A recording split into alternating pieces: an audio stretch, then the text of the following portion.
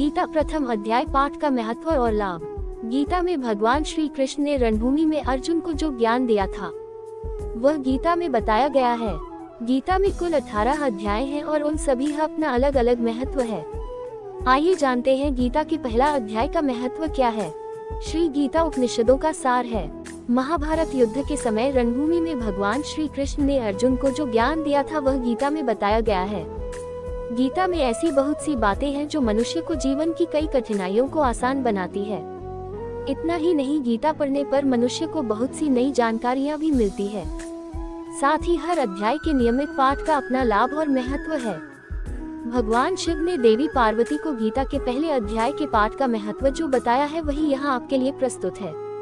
लेकिन गीता के पहले अध्याय के महत्व को जानने से पहले जान लीजिए श्रीमद् भगवद गीता के प्रथम अध्याय की खास बातें। गीता के पहले अध्याय का नाम अर्जुन विषाद योग है।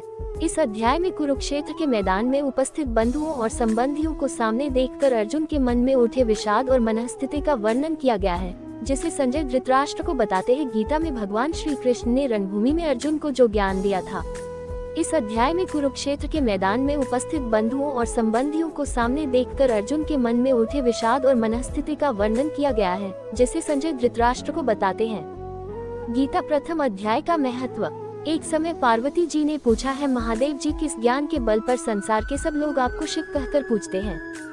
मृगछाला ओढ़े और अपने सभी अंगों में शमशान की विभूति लगाएं, गले में सर्प और नर मुंडों की माला पहने हुए हो, इनमें तो कोई भी पवित्र नहीं, फिर आप किस ज्ञान से पवित्र माने जाते हैं? तब महादेव ने उत्तर दिया कि हे प्रिय सुनो, मैं गीता ज्ञान को अपने हृदय में धारण करने से पवित्र माना जाता हूँ। इस ज्ञान से मुझे बाहर के कर्म नहीं व्यापते। तब पार्वती जी ने कहा कि हे भगवान, जिस गीता ज्ञान की आप ऐसी स्तुति करते हैं उसके श्रवण करने से कोई कृतार्थ भी हुआ है? महादेव ने उत्तर देते हुए कहा कि इस ज्ञान को सुनकर बहुत से जीव कृतार्थ हुए हैं और आगे भी होंगे। मैं तुम्हें एक पुरातन कथा कहता हूँ, तुम सुनो। एक समय पाताल लोक में शेषनाग की शैया पर श्री नारायण जी नैन मूंद कर आनंद में मग्न थे।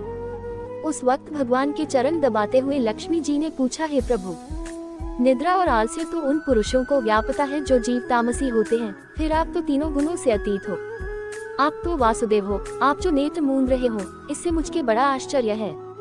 नारायण जी ने उत्तर देते हुए कहा, हे लक्ष्मी, मुझको निद्रा आलस्य नहीं व्यापता। एक शब्द रूप जो भगवद गीता है उसमें जो ज्ञान है उसके आकार रूप है। ये गीता शब्द रूप अवतार है।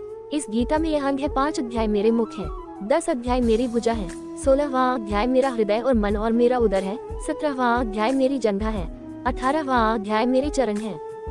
गीता श्लोक ही मेरी नाड़ियां हैं और जो गीता के अक्षर है वो मेरा रोम है। ऐसा मेरा शब्द रूपी जो गीता ज्ञान है उसी के अर्थ में हृदय में विचार करता हूँ और बहुत आनंद प्राप्त होते हूँ। लक्ष्मी जी बोली, हे श्री नारायण जी, जब श्री गीता जी का इतना ज्ञान है तो उसको सुनकर कोई जीव कृतार्थ भी हुआ है, सो मुझसे कहो।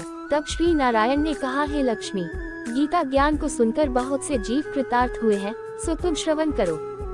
एक व्यक्ति था जो चांडालों के कर्म करता था और तेल नमक का व्यापार करता था।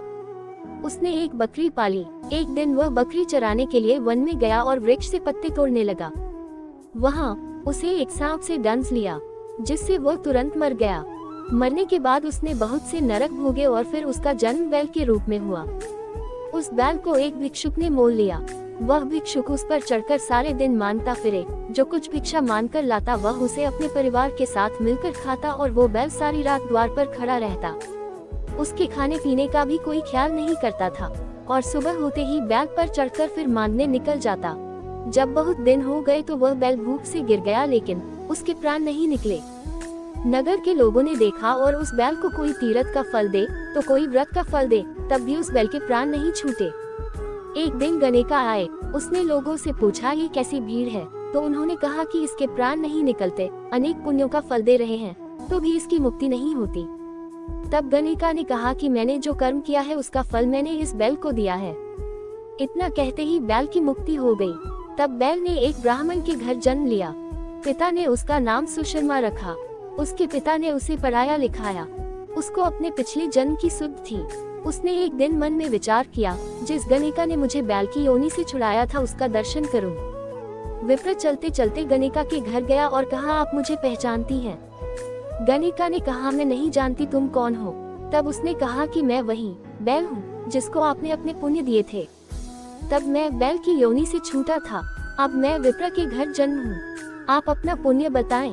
गणिका ने कहा कि मैंने अपने जाने पुण्य नहीं किया, परंतु मेरे घर एक तोता है, वह रोज सवेरे कुछ पढ़ता है, मैं उसका वाक्य सुनती हूँ, उस पुण्य का फल मैंने तुम्हें दे दिया। तब विप्र ने तोते से पूछा कि तू सवेरे क्या पढ़ता है। तोते ने कहा, मैं पिछले जन्म में विप्र का पुत्र था, मेरे पिता ने मुझे गीता के पहले अध्याय का पाठ सुनाया करते थे। एक दिन मैंने गुरु से कहा कि मुझको आपने क्या पढ़ाया है। तब गुरुजी ने मुझे शाप दिया कि तू तोता बन जा। इसके बाद से मैं तोता बन गया। एक दिन बहेलिया मुझे पकड़ ले आया और एक विप्र ने मुझे मोल ले लिया। वह विप्र भी अपने पुत्र को गीता का पाठ सिखाता था। तब मैंने भी ये पाठ सीख लिया। उसी दिन विप्र के घर में चोर घुस गए। उन्हें धन तो प्राप्त नहीं हुआ, लेकिन वह मेरा पिंजरा उठा ले आए। उनकी ये गणिका मित्र थी, वह मुझे उसके पास ले आए। सो मैं नित्य प्रातः गीताजी के पहले अध्याय का पाठ करत हूँ, जिसे ये गणिका सुनती है, पर इस गणिका को समझ में नहीं आती। जो मैं पढ़ता हूँ वही इस गणिका ने तेरे निमित्त दिया था। वह श्री गीताजी के पहले अध्याय का फल था। तब विप्र ने कहा कि हे तोते, तू भी विप्र है, मेरे आशीर्वाद से तेरा कल्याण हो। सो हे लक्ष्मी। विप्र के इतना कहते ही वह तोता भी मुक्ति को प्राप्त हो गया। तब गणिका ने बुरे कर्म छोड़ भले कर्म ग्रहण किए और नित्य स्नान करके श्री गीताजी के प्रथम अध्याय का पाठ करना शुरू कर दिया, जिससे उसकी भी मुक्ति हो गई। अगर आपको मेरी यह कहानी अच्छी लगी हो तो प्लीज मेरे चैनल को सब्सक्राइब, लाइक और शेयर कर देना और बेल आइकन को प्रेस कर देना। धन्यवाद।